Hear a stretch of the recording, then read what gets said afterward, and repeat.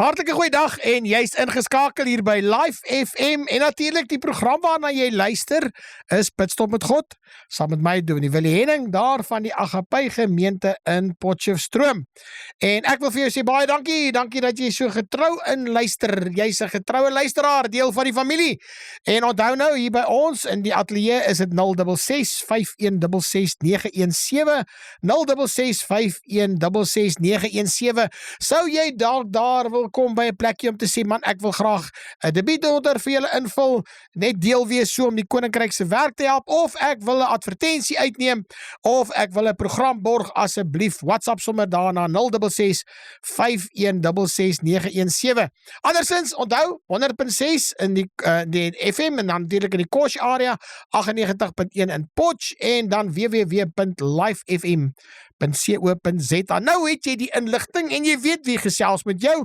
En vir my altyd so lekker, en ons is besig met die visserman se stories, die storie van 'n visserman, en dis natuurlik 1 Petrus, en ons het daarom al gevorder van Petrus, 1 Petrus 4, ons is by 1 Petrus 4, so as jy jou gedagtes wil net bietjie orden, ek gaan ons so bietjie vir jou help om in te kleer, en ons het lekker gesels oor, luister, wat moet my lewe wees? Ons het laas gesels oor die marathonatleet, om te sê, luister, ek en jy, ons moet ons verstand oefen, ons gedagtes moet wees soos Christus, maar ons moet hom inskerp, ons moet hom oefen, ons moet hom dissiplineer, kan ek so sê. Hy moet geoefen word. Net soos 'n marathonatleet, hy weet die voorbereiding bepaal die oorwinning. Nou net so vir jou en vir my, die voorbereiding bepaal die oorwinning, ook so in jou en my geestelike lewe. En ons het gesels oor daardie gedagte, moet soos die wees van Christus, ons moet daai ingesteldheid hê, en ons het gesels oor, hoe sien ons dan nou Christus se ingesteldheid, hoe was hy? Wat het hy gesê? Was dit vir homself wat hy gekom het? Nee, nooit nie. Hy het altyd gedink aan ander, en hy die offer kom bring ook so vir jou en vir my. Nou, die laaste gedagte was daar in 1 Petrus 4 vers 3, waar Petrus toe nou gekom het en gesê het, luister, genoeg is genoeg, genoeg is genoeg.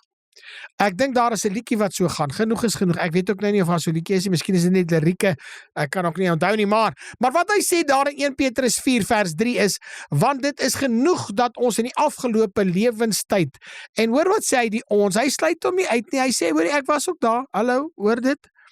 Want dit is genoeg dat ons in die afgelope lewenstyd die wil van die heidene volbring het, deur te wandel in ongebondenheid, begeerlikheid, dronkenskap, brasserye, drinkpartye en ongeoorloofde afgoderye. Nou ek weet jy sê vir my, ai tog, nou het ek verkeerd ingeskakel hier by Live FM. Ek dog Live FM gaan nou net vir my mooi dinge vertel en goeie dinge vertel. Weet jy wat, ek wil jou die waarheid vertel.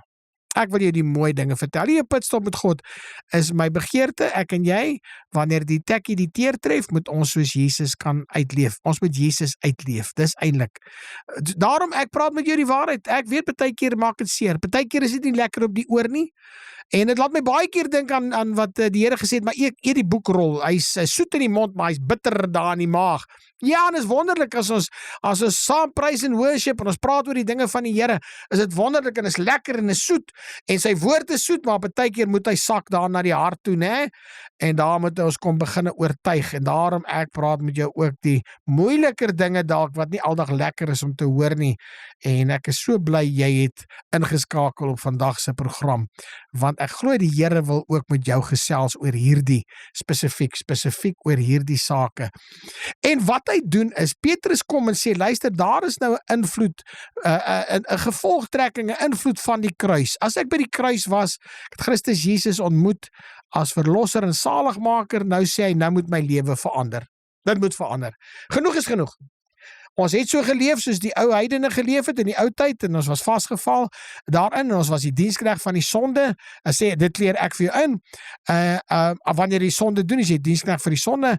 Ons het, die dood was ons voorland gewees, die hel was ons voorland, verdoemenis weg van God af, maar wanneer ons in Christus is ons 'n nuwe skepsel, sy nuwe uitkyk. Petrus het ook gepraat van die hoop wat in ons is. Ons moet kan getuig daarvan, ons moet geloofsekerheid kan hê om te kan sê, maar weet wat, ek weet as ek sterf, gaan ek hemel toe, maar nou vind ons, Petrus kom waarsku, selfs hierdie gemeente, En 'n rede, daar's 'n paar dinge wat hy hulle ook waarsku. Geniet die musiek en ons gesels verder wanneer jy terugkom. Ek is so bly jy het ingeskakel gebly. Luister, ek is dankbaar dat jy nie wegdraai met die radio nie. En as jy op die tablet is of daar op die laptop, ek hoop jy kan verder luister www.livefm.co.za.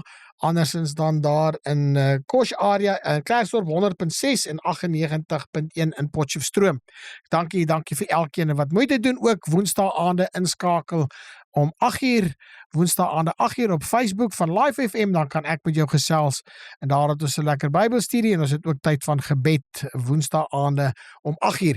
Maar Petrus kom nou, en hy sê, luister, as jy jou wil bewapen van 'n gedagte, is daar 'n paar, amper wil ek sê, vereistes wat moet gebeur. Jy moet die verlede moet verander, kry klaar daarmee. En hy kom praat met die kinders van die Here, want ek sien baie kinders van die Here sukkel nog hiermee.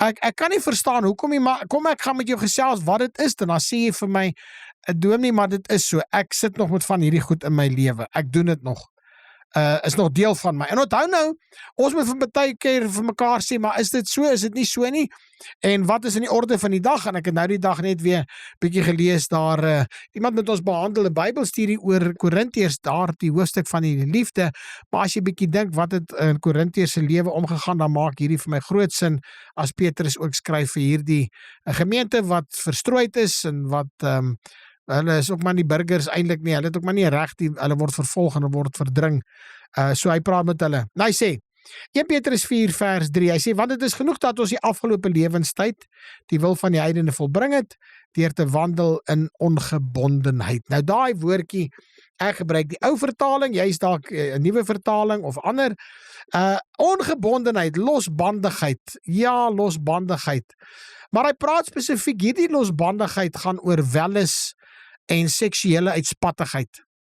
Dit is hy, hier is hy, losbandigheid. Hy sê, julle moet klaar kry daarmee, genoeg is genoeg. Genoeg is genoeg. Hoe lank sê jy nou aanhou daarmee? Hoe lank kan jy nou voortploeter in jou sonde, terwyl jy weet dit wat jy verkeerd, jy weet dis verkeerd, jy weet dit. Hoekom hou jy nie op daarmee nie? En hy sê vir jou, as kind van die Here, jy kan nie voortgaan nie meer nie, jou ongebondenheid, jou losbandigheid, die welis, dit wat nie beteel kan word nie, daar's nie selfbeheersing nie, ek wil my uitgiet in al die uitspattigheid ten opsigte van seksualiteit en jy kan hom nou maar gaan inkleer, en as dit enigstens, ek wil nie beswaarder of bevuil nie, mag dit nooit so wees nie, maar mag dit vir jou sê, hoorie, pas op hiervoor, want dit vind plaas oral, dit vind plaas dalk in jou huis, vind plaas op jou selfoon, dit wat jy kyk, wat jy op die laptop sien, gesprekke wat jy het met mense, en, pas op selfs vir daardie uitspattige seksuele praatjies, e-poste, ensovoorts, meneer, daai braaivleis kuiertjies en daai vroukies wat so lekker boekklaps het en sulke tipe goed. Luister, pas op daarvoor, hoor. Ek sê nie dis fout as jy braai nie, en ek sê ook nie dis fout as jy boekklap het of jy gaan braai nie, dis nie wat ek sê nie, maar pas op 'n bietjie vir wat word gesels en wat word uiting daarin gegee, selfs wanneer jy kyk. Begeerlikheid, liste, last. Nou, dis een van daai woorde, die begeerlikheid, die liste, as passie nie grense het nie. Nou, daar moet passie wees, daar moet passie in die huwelik wees, yes. En as ek praat met passie, dan sal ek vir jou sê, ja, daar's baie, ek het 'n passie oor baie dinge, miskien is dit nie die regte woord nie, want begeerlikheid is meer last. Ek wil iets sê wat ek nie wil hê, die Bybel praat ons daarvan begeer, en ek het hierdie begeersel, ek wil graag hê wat nie myne is nie, en en eintlik is dit 'n rebellie, is eintlik om te sê, maar ek wil gaan doen wat ek weet ek mag nie doen nie, maar ek doen dit, en wie gaan my keer? As jy moenie, luister, jy daar gewandel, kry klaar daarmee, hou op. 'n Dronkenskap, ag, tog. Nou as ek hierdie praat, dan weet ek baie mense het al vir my gesê, ag Dominee Willie, moet jy nou regtig preek oor hierdie goed, jy weet mos nou, ons aanvaar dit, en daar's niks fout daarmee nie, en is 'n sosiale norme, en jy kan maar nou net 'n glasie drink, of 'n bottel, of 'n kas, ek weet ook nou nie wat jou kapasiteit nie, maar baie mense sê, nee wat, Dominee, ek is al geoefen, ek kan 'n six-pack doen, ander sê, nee, ek kan 'n krat doen, ek weet nie wat jou verskoning nie, maar weet jy wat, al wat ek jou wil sê is dronkenskap, die verlies aan selfkontrole, en weet jy, hoe meer ek daaraan dink, hoe meer dink ek aan die wetgewing, die verbod wat hulle op rokery gesit het, wonder ek of hulle die verbod binnekort op drank sal sit. Ek wonder wat gaan hulle doen daaromtrent, want as ek dink aan drank, wat hulle nou sê is, wat is daai 1,5%, ek weet ook nou nie hoe bereken hulle daai nie, maar ek weet is 1 of 2 glase, en dalk 1 of 2 bier, of is dalk net 1 nou al, dan is jy eintlik volgens die wet, as jy met blaas is jy gedrink. Maar wat ek jou wil sê is, dit gaan nie vir my daaroor wat sê die wet en wat is toelaatbaar nie. Vir my gaan dit wees, soos die Here, geen dronkenskapie. Ek wil nie verlies hê van selfkontrole nie, ek wil in beheer wees by my volle positiewe, ek wil 'n besluit kan neem wat vir u welgevallig is. Ek wil in kontak bly met die Heilige Gees. Daar moet niks wees wat hierdie hierdie kontak kan verbreek nie. En dan praat hy van brassery. Nou, party sal sê, ja, hier is hy net, maar brassery beteken swelgery, dis die mooi Afrikaans, en drinkpartye. Daardie sosiale uitspattige partytjies, swelgery en drinkpartytjies. Jy ken dit mos nou. Waar daar drank betrokke is, dan is daar gewoonlik 'n ooretery ook. En hierdie sal vir mense vir my sê, maar is eintlik 'n vermorsing daarvan, die vermorsing van kos en net van te veel, net te veel. Hy sê, bly weg daarvan. Gewoonlik het hierdie plaasgevind vir afgode. En daarom maak hy die volgende een gruwelike afgodedienste, en hy sê vir daardie gemeente, wat verspreid is, gemeente, hy sê, julle kan nie deel wees hiervan, kry nou klaar, hou op daarmee. Moenie daar waar jy kom in die kultuur sien en sê, maar ek moet inhak, en ek het deel wees, en ek wil deel wees, en ek wil aanvaar word. Nee. Ons kan nou vir mekaar sê, ja, miskien het die goeders verander, maar ek sê nou vir jou, daar is nog steeds afgode, gruwelike afgodedienste. Party mense het my baie verkwalik om te sê, maar ons noem hulle net ander name, en hulle is nou al oop Sondag, en jy kry hom hier en daar op elke hoek, en nou sien ek daar is 'n nuwe afgodediens verslawing wat oral sy kop uitsteek, wat nou gewettig is. So, pas op vir daardie dinge, en dan godsdienstige perversie, dinge wat nie strook met die gesonde leer van die Christendom nie, van die heilige Christendom, van die woord van God nie. Jy weet, dit hoort nie daar nie. En ek wil jou sê, wees gewaarsku, van daar's baie dinge selfs in die sogenaamde Christendom wat ook nie Christelik is nie. Dit hoort nie eers genoem te word in dieselfde naam om te sê, dis enigstens Christelik nie. So Petrus sê vir ons, nee, asseblief, onthou dit. Maar is interessant genoeg in ons moderne wêreld, dan sê ons vir mekaar, nee man, ons is nie skuldig in hierdie goed nie. Ons het tegnologie en sosiale media en die vermoë daarvan, maar tog wil ek jou sê, die probleem wat ons vandag kan sien is, ja, die verslawing aan die tablet of die foon of die skerm, né? Ja, dit kan ons vir mekaar sê. Maar eintlik lê die probleem maar daar in jou binneste. Dit bly maar dieselfde ou rebellie in die mense se hart teenoor God. En vir die kind van die Here kan dit wees, jy's waarlik gered, maar nou kom dit by 'n punt uit en jy sê, ag, maar weet wat, ek kan nog steeds my besluite neem. Ek is nog steeds my eie baas, ek gaan nou net hemel toe. Dis dit. Is dit vreemd? Is dit vreemd? En as jy andersins ingesteld is, Petrus sê, julle moet eintlik anders te wees, julle moet anders te leef, julle moenie meer so leef nie, en hierdie ongebondenheid, begeerlikheid, en daai lysie van sondes, julle moenie meer so leef nie. En dan kom hy, dan bemoedig hy daar in vers 4, 1 Petrus 4 vers 4, dan sê hy, daarom vind hulle dit vreemd, as julle nie saamloop in dieselfde uitgieting van losbandigheid nie, en hulle laster. Ek weet dit. Hulle vind dit vreemd.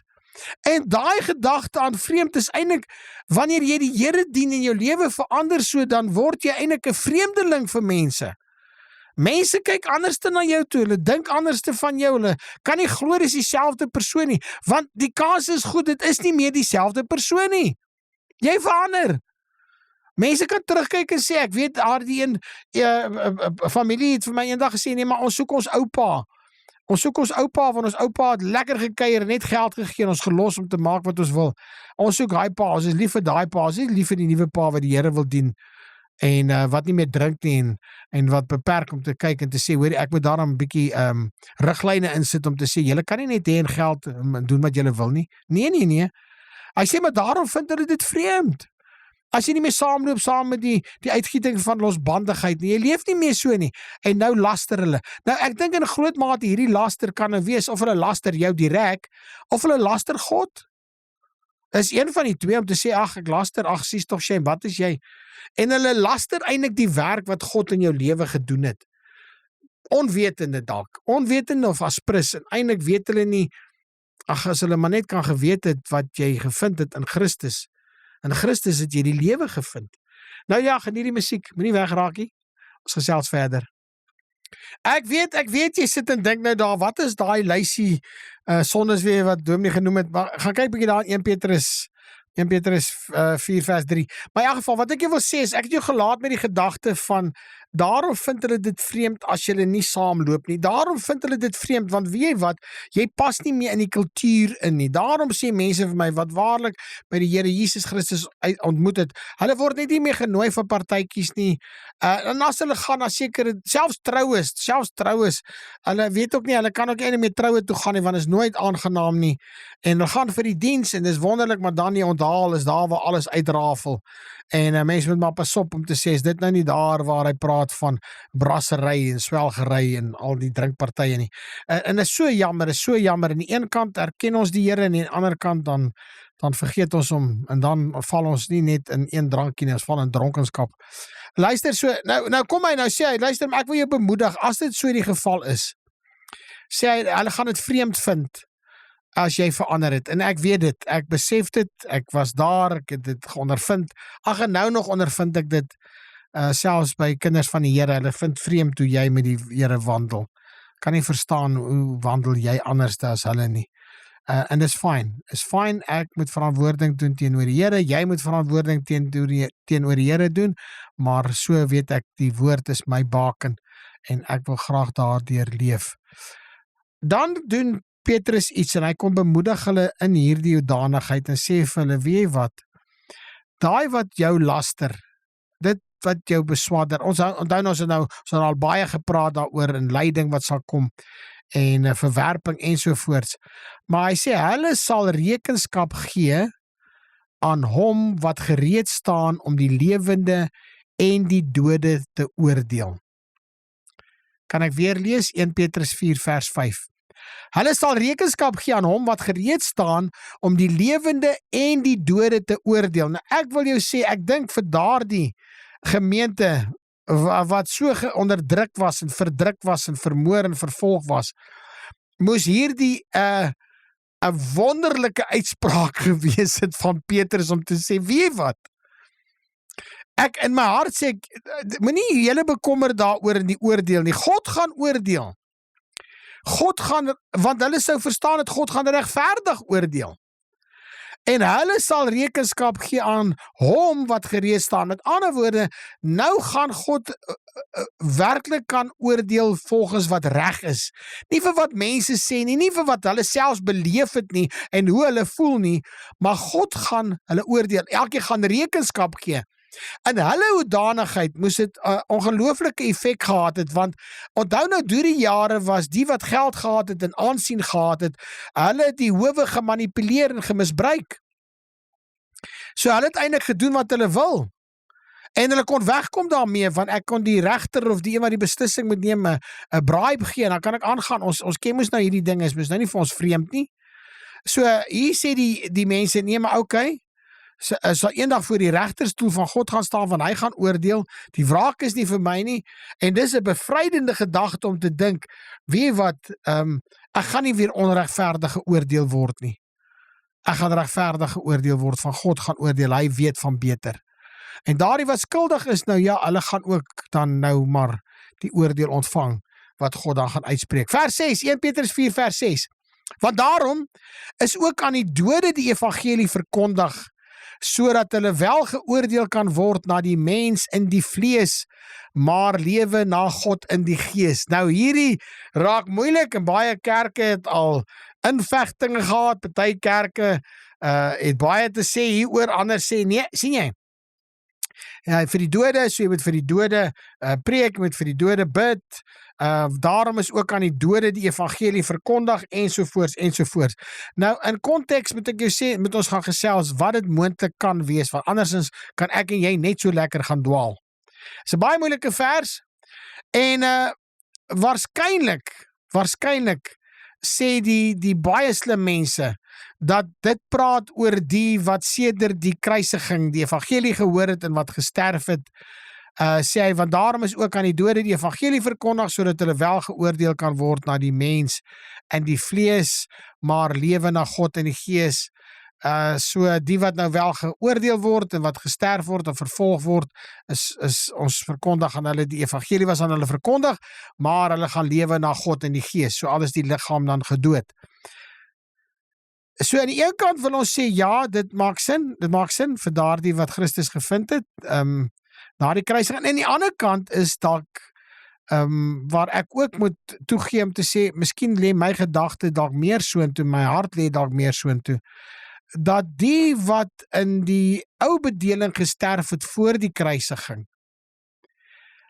Christus het vir daardie gaan verkondig die evangelie, met die kruisiging, en in daardie dag, van die kruisiging af, van hy het vir die man gesê, aan die kruis, vandag sal hy saam met my in die paradys wees. So, al ek dink daai, in my hart sê ek dink Christus het gegaan en gesê, luister, hier's ek, julle het gesterf na die mens in die vlees, hier is die evangelie, die wat geglo het vorentoe in Christus, jy is geregverdig verklaar, omdat jy offer gebring het, ensovoorts, en omdat jy geglo het daarin, in hierdie God, maar hier is die verlosser, hier is die lam, dis ek, en die evangelie is aan hulle verkondig, en dan natuurlik, maar lewe na die gees, hy het hulle dan saam met hom weggeneem, na die hemel toe. Nou is dit so, of is dit nie so nie?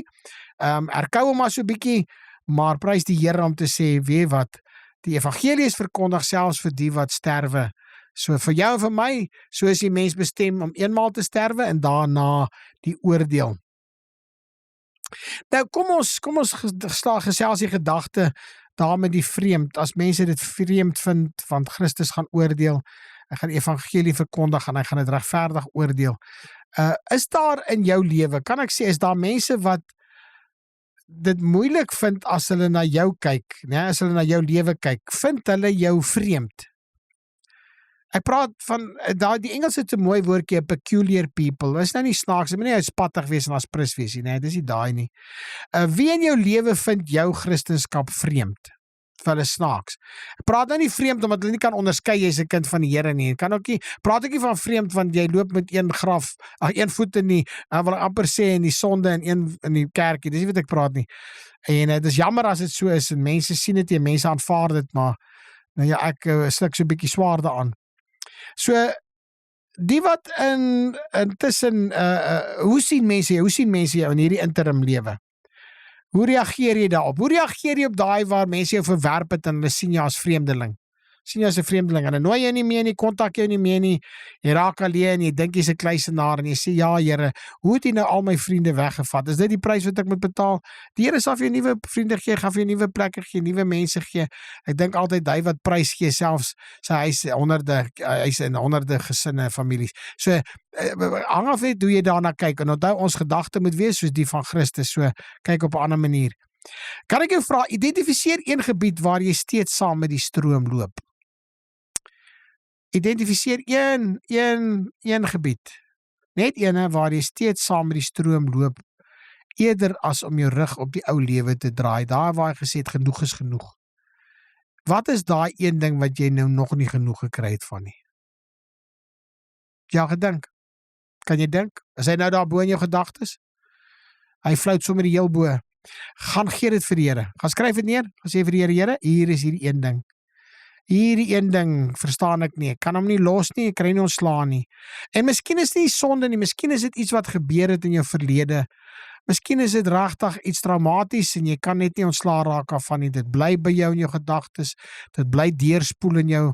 Jy het nie vrede nie, want elke keer as jy gaan stil raak en jy bid, dan is dit weer voor jou en jy kan net nie vrede kry daaroor nie. Veral as mense jou verwerp het, en veral as mense jou verwerp het, selfs jou geliefdes, selfs in jou familie, vriendekring, dan is daai kan baie traumaties wees. Hoe hanteer jy dit, en is dit iets wat jy al vir die Here prys gegee het en gesê, Here, hier is hierdie geval, dis wat ek beleef het, maar ek wil graag alles vir U gee. Ek wil nie vashou in die verlede nie, niks nie. Ek wil hê met my 'n nuwe skepsel maak, ek wil totaal en al nuut wees, selfs my gedagtes kom vernuwe dit. Gee my U gedagtes dat ek meer en meer soos Christus sal wees. Sal jy?